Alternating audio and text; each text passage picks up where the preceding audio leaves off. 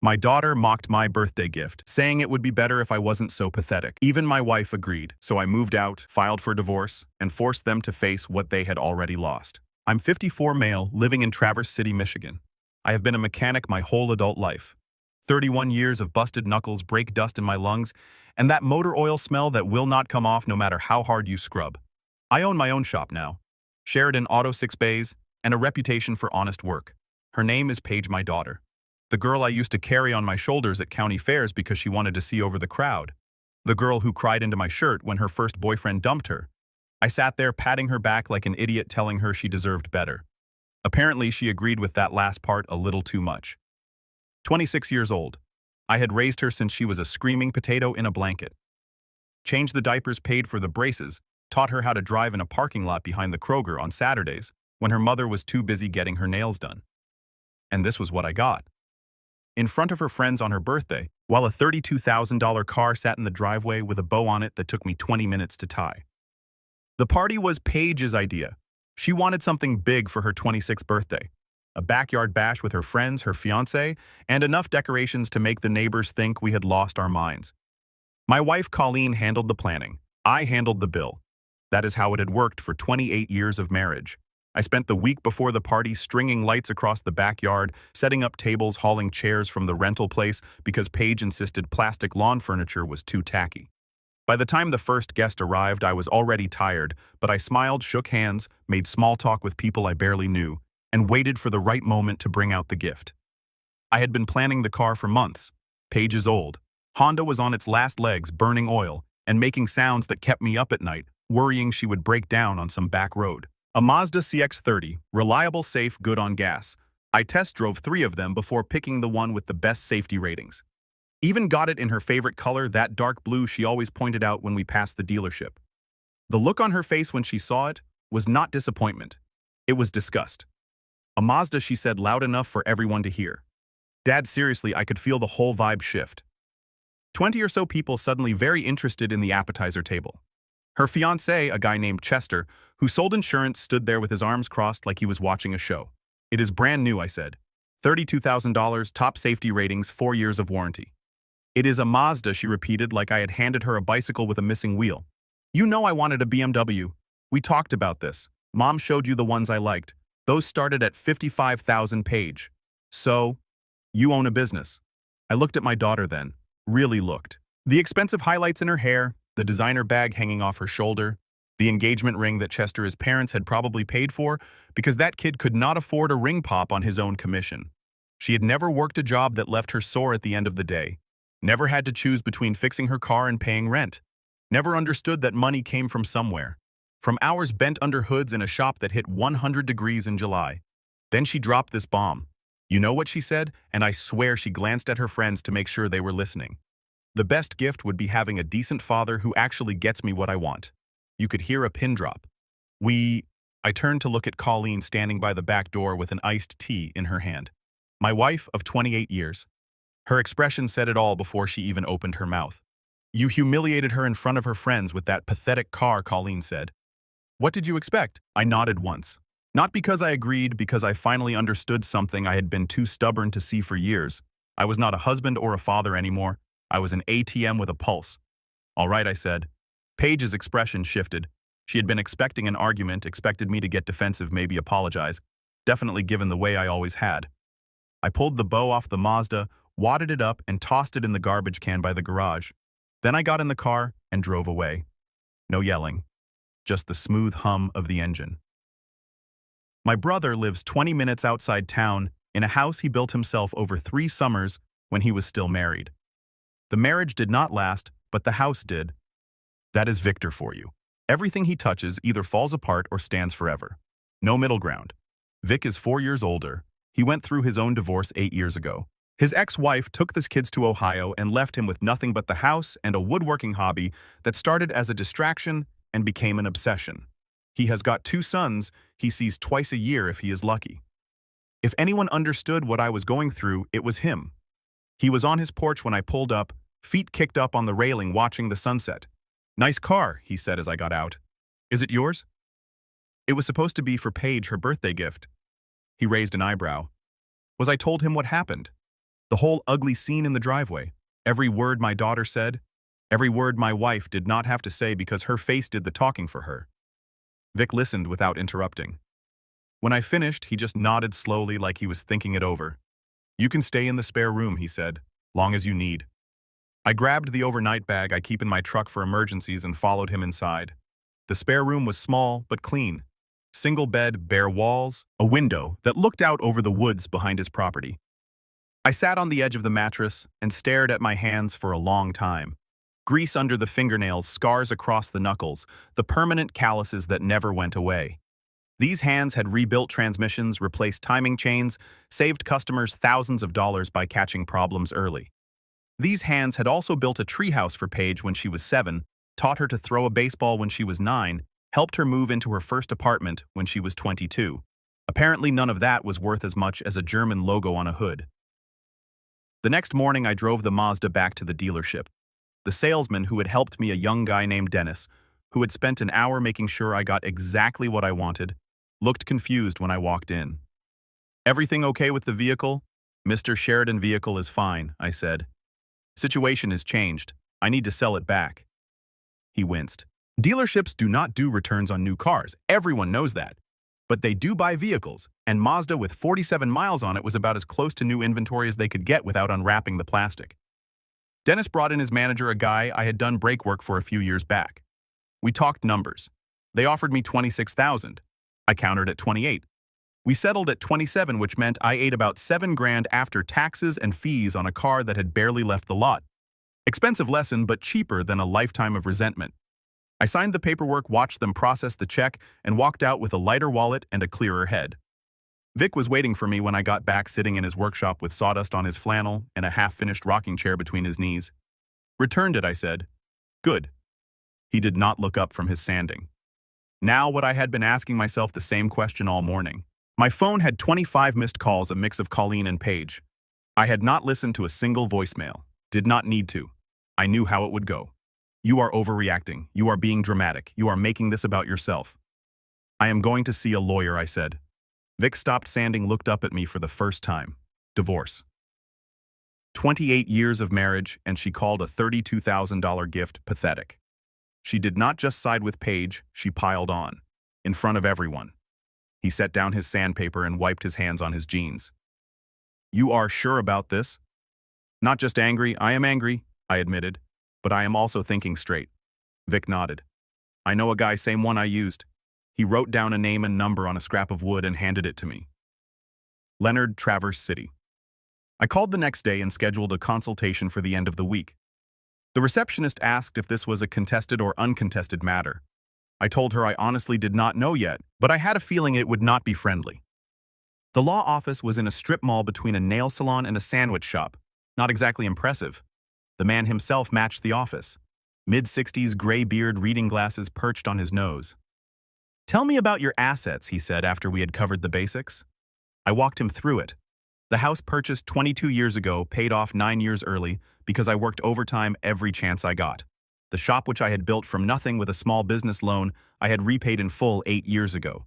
2 vehicles, retirement accounts, a savings account that I had been quietly building for years without telling Colleen because she treated money like it grew on trees.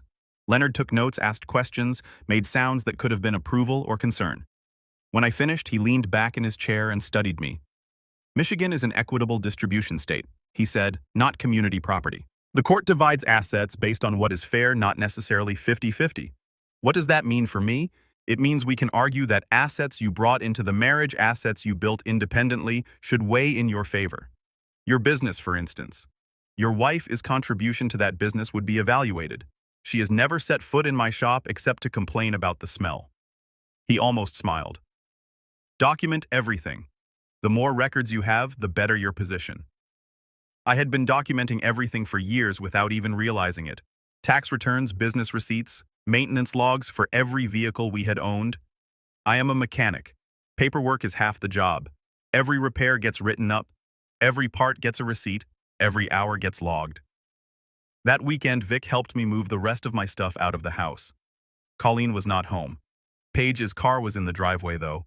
The old Honda I had been worried about. Still burning oil, still making sounds. Vic had borrowed a trailer from a friend and we loaded it with everything that was clearly mine. Tools from the garage, the collection I had been building since my first job at 17, the recliner my father had left me, worn leather and creaky springs, worth nothing to anyone except me, boxes of photographs from before the marriage. We made 3 trips. The first one was the easy stuff, things Colleen would not notice missing. The second was harder, items with shared history that I had to decide whether to fight for. The third was just me. Walking through the house one last time. The garage hit me hardest. I had spent hundreds of hours in that space, teaching Paige to change her oil, rebuilding carburetors on weekend projects, just existing in a place that felt like mine. The workbench was covered with tools I was leaving behind. Too big to move, too built into the house to take without a fight. "You okay?" Vic asked when I came out. "I will be. You are really doing this," Vic said as we strapped down the last load. "Yep." He clapped me on the shoulder. "About time." The divorce papers were filed the following Monday. I had them served at the house while I knew Colleen would be home. The process server called me afterward to confirm delivery, her voice totally flat. She seemed surprised. She said, "I bet she was." Colleen's reaction came 3 days later when she showed up at Vic's house unannounced. I was in the garage helping him finish the rocking chair when her car pulled into the driveway. The engine was running rough. I could hear the knock from 20 feet away. Probably needed new spark plugs and a fuel injector cleaning. But that was not my problem anymore. She got out looking like she had not slept, hair messy, makeup smeared, the kind of disheveled that Colleen would never normally let anyone see. For a second, just a second, I felt something like guilt. Then I remembered the look on her face when she called a $32,000 gift pathetic. "You filed for divorce," she said. "Not a question." "Yep," without even talking to me first. Talking takes 2 people who actually want to listen. You made it pretty clear whose side you were on. She crossed her arms. Her go-to defensive move. "You are throwing away 28 years because of one bad night I set down the screwdriver I had been holding and gave her my full attention." One bad night, Colleen. It was not one bad night. It was 28 years of being taken for granted. Topped off with you calling my gift pathetic and our daughter wishing she had a different father. In front of everyone. On her birthday. She did not mean it like that. Then how did she mean it? She did not have an answer. Vic had quietly disappeared into the house, giving us space. "I want the house," she finally said. "Paige and Chester are getting married next spring. We need the space for the wedding." I almost laughed, showing up to haggle over real estate when the divorce papers were not even dry yet. That took some nerve. "Leonard Voss is handling all that," I said. "Have your lawyer call him." "Leonard Voss?" Her eyes narrowed. "You are using Victor as divorce lawyer?" "Yep." "Jacob, this is crazy. We can work this out. You are just upset." "I am not upset," I said. "And I meant it. I am done. Big difference." She stared at me for a long moment, looking for something in my face. The old Jacob, maybe. The one who backed down, smoothed things over, wrote checks to make problems disappear. That guy was gone. "You are going to regret this," she said. "We will see about that." She got back in her car and drove away. Engine still knocking. I watched until she turned onto the main road, then went back inside to finish the rocking chair. Vic was in the kitchen making coffee. "How did that go?" "About like you would expect." He handed me a mug. "You know she's going to fight dirty counting on it." I took a sip. "Let her. I have got 31 years of records and a lawyer." The next few weeks were a blur of paperwork and preparation. Leonard Voss was worth every penny. He pulled records I did not even know existed, tracked down documentation of every major purchase, every contribution to the household. Every time I had bailed Colleen out of a credit card hole she dug herself into. The picture that came together was not pretty. Over the years, I had paid off more than $60,000 in credit card debt that Colleen had racked up. Department stores, online shopping, lunches and dinners that added up to hundreds a month. She had been living beyond our means for years, and I had been too focused on keeping the peace to call her out. Meanwhile, my business had been growing. Sheridan Auto went from 3 bays to 6, from 2 employees to 5. The shop was worth close to $400,000 now, built entirely on my reputation and my work. Colleen had never contributed a single hour. Leonard laid it all out in a spreadsheet that made my eyes water. Assets, liabilities, contributions, withdrawals. When I saw the numbers side by side, I felt sick. Not because of what I had lost, but because of how long I had let it go on. "This is strong," Leonard said, tapping the spreadsheet. Very strong. Your wife as counsel will probably push for mediation before trial. Let them push, I said. I am not taking less than what is fair. The shop became where I lived, basically. I threw myself into work, taking every job that came through the door, staying late to catch up on paperwork, arriving early to prep the bays. My guys noticed the change but did not say anything. There is something about engine work that clears your head when you do not want to think about your personal life. The focus it takes to track down a problem, trace a fault, fix something that was broken. Every car I got running again felt like a win when everything else was chaos. One week I had a customer bring in an old Mustang that 3 other mechanics had given up on. Intermittent stalling, no clear cause, the kind of problem that makes you want to push the car into a lake. I spent 2 days on it. Traced the issue to a hairline crack in a vacuum line that only opened up when the engine hit a certain temperature. The customer nearly cried when I handed him the keys. That felt good. Vic stopped by every Tuesday with lunch. It became our thing. He would show up around noon with sandwiches from the deli down the street, and we would eat in my office while he told me about his latest woodworking project, and I filled him in on the divorce. Colleen, his lawyer, is pushing hard on the house. I told him one Tuesday. Says she has a right to it as the family home. What is Leonard say that we can counter? The mortgage was paid off with my income. Her name is on the deed, but she never put a dime toward the payments. Vic nodded. You still have records of all that. Every check, every bank statement, every payment confirmation going back 22 years. He grinned. That is my brother. Paige reached out a month into the proceedings. Not a call, not a visit, a text message, 4 words. This is your fault. My fault I had worked 60-hour weeks to give her everything she wanted. Paid for her college when she dropped out after 2 years. Paid for her apartment when she could not make rent. Paid for her car, her insurance, her dental work. The math did not add up, but entitlement never does. I did not respond to the text. The mediation happened in late October. Conference room in a downtown office building. All glass and chrome. Colleen showed up with her lawyer. A sharp-dressed woman named Elaine, who looked like she charged $500 an hour just to make eye contact. Leonard and I sat across from them. The mediator, a retired judge named Franklin, sat at the head of the table like he was running a very boring game show. Colleen wanted the house, half my retirement, and alimony. Her lawyer pitched it as fair compensation for 28 years of being a homemaker and supportive spouse. I kept my face blank while Leonard laid out our side. The spreadsheets came out, the bank records, the documentation of every major purchase, every debt I had paid off, every contribution I had made to the household. Elaine's face changed as she looked through the documents. She had clearly expected a different story than what the numbers showed. You could practically watch her rethinking her whole approach. My client built his business from nothing, Leonard said calmly. He paid off the family home with income from that business. He covered over $60,000 in credit card debt run up by Mrs. Sheridan over the years. The idea that he should now hand over half of everything to someone who contributed nothing financially is frankly insulting. Colleen's face went red. I raised our daughter while he worked. Paige is 26 years old, Leonard replied. She has not needed raising in almost a decade. What have you contributed since then? The mediator called for a break. We stepped out into the hallway and Leonard pulled me aside. They are going to come back with something more reasonable, he said. Elaine knows her case just took a hit. What do you think they will offer? Probably the house in exchange for dropping the alimony. Maybe a smaller cut of retirement. I thought about it. The house where I had lived for 22 years. Let them have the house, I said. I do not want it anymore. Leonard nodded. What about the business off-limits? She does not touch the shop. When we went back in, Elaine presented a revised offer. The house. 30% of retirement. No alimony. Leonard countered with the house. 15% of retirement and a clean break. They took it.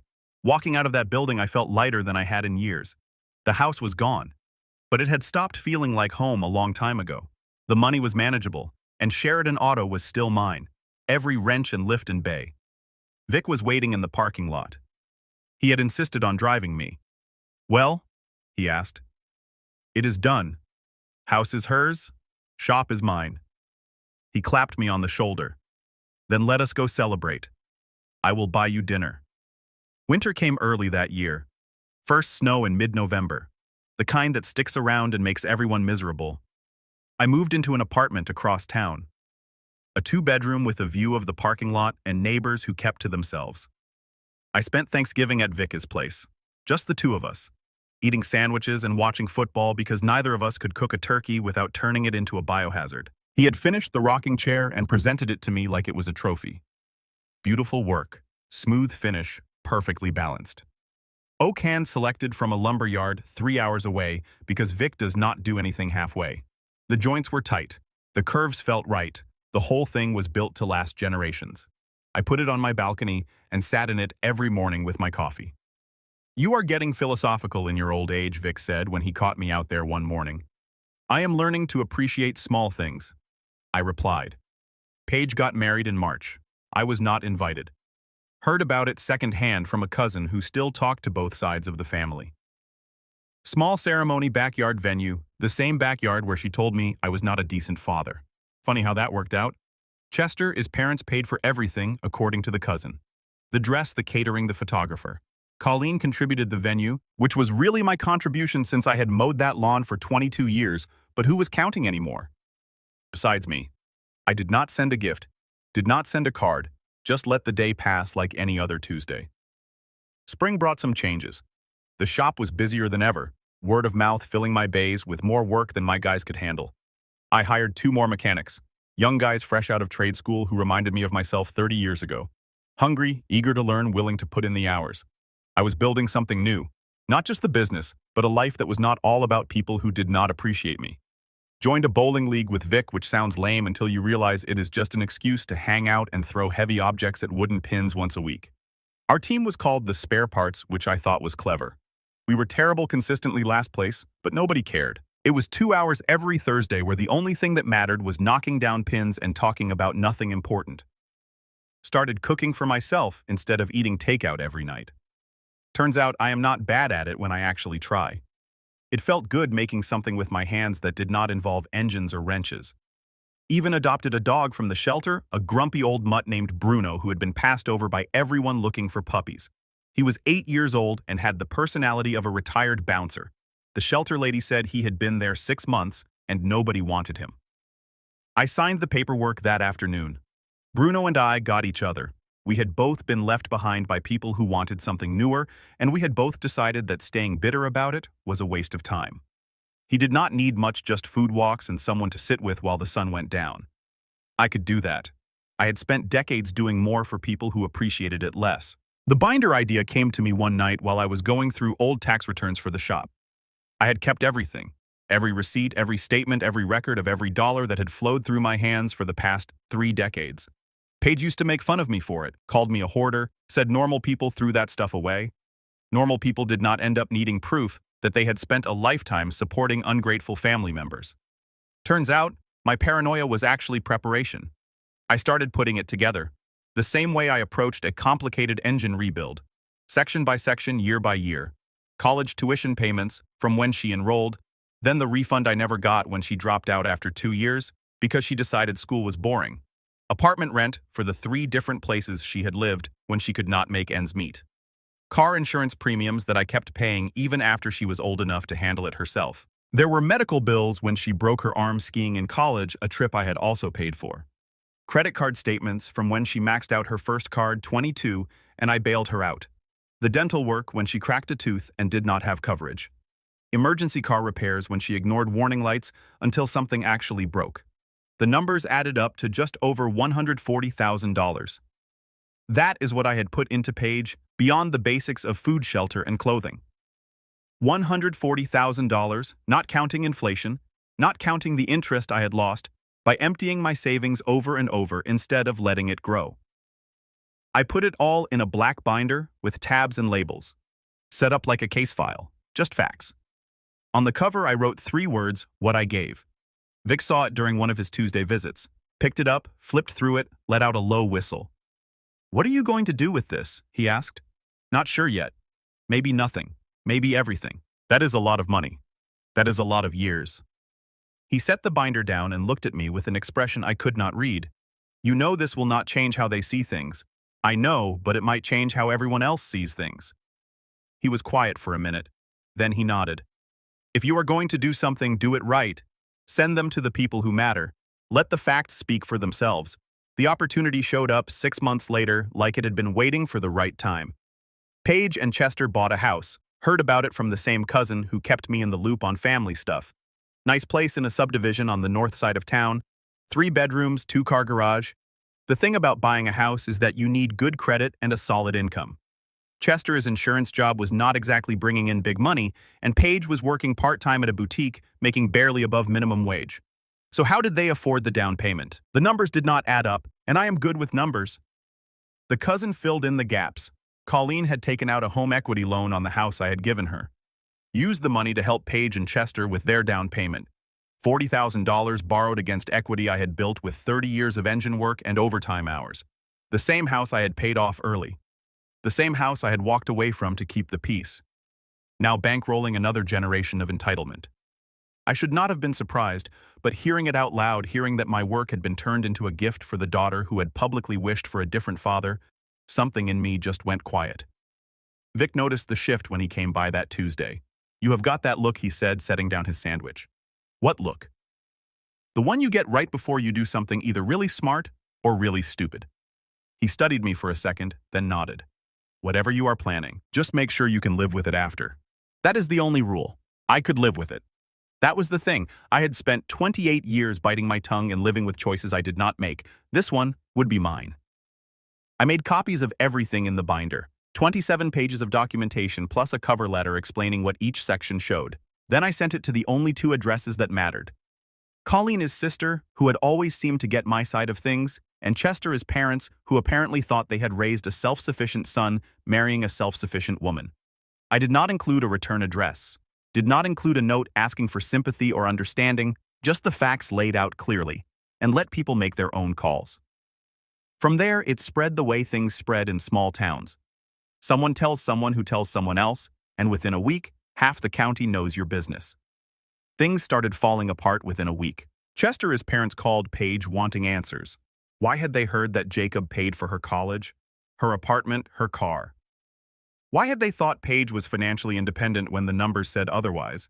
They had helped pay for their son's house only to find out their daughter-in-law came with a lot more baggage than advertised. The conversations were not fun. Chester's mother, from what I heard, used the word deceived more than once. His father asked some pointed questions about what other surprises were coming. Colleen's sister called Colleen. That did not go well either, according to the cousin. Lots of yelling, lots of accusations, years of family drama finally blowing up. Colleen had apparently been telling her side of the family that I was the crazy one, that I had bailed on my family over nothing. The binder told a different story. Her sister started asking questions Colleen did not want to answer. Chester also started asking questions Paige did not want to answer. The cousin said there was tension fights, long silences stretching through whole evenings. The newlywed honeymoon was done, replaced by what happens when you realize your partner came with more history than you signed up for. Chester's parents had apparently pushed for couples counseling. Paige had apparently told them to stay out of it.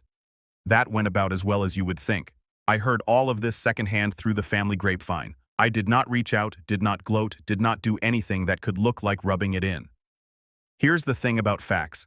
They do not need you to defend them. You put them out there and let people do the math.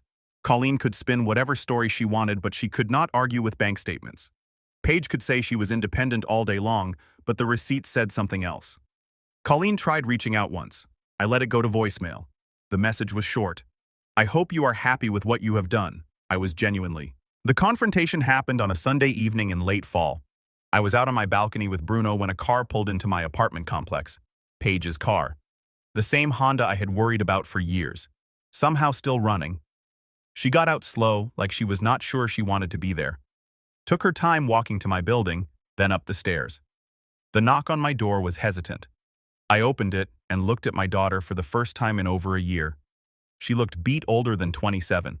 The kind of tired you get when you figure out the world is not going to give you what you want. "Can I come in?" she asked. "Balcony is fine." We sat out there, her in the spare chair, me in the rocker Vic had made.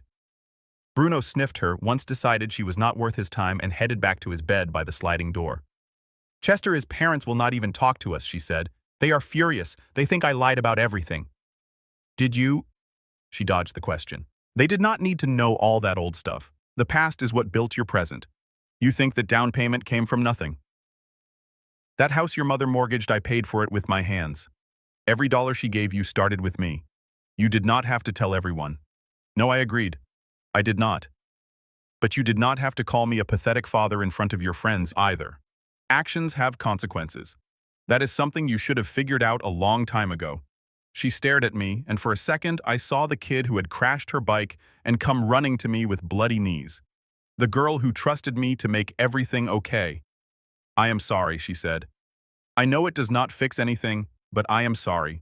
Sorry it happened, or sorry you got caught. The question just hung there. She did not have a quick answer which told me everything. I want to fix this, she finally said. I want my dad back. I rocked slowly. You know what is funny? I said. I never left. You pushed me out. You and your mother standing in that driveway making it clear that nothing I did would ever be enough. I gave you 26 years of my life, and you threw it back at me because I bought the wrong brand of car. I was stupid. I was spoiled. I get that now. Do you?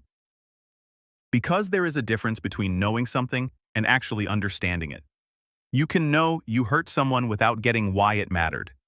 She wiped at her eyes. What do you want me to do? Just tell me, and I will do it. I looked right at her. See, that is the whole problem.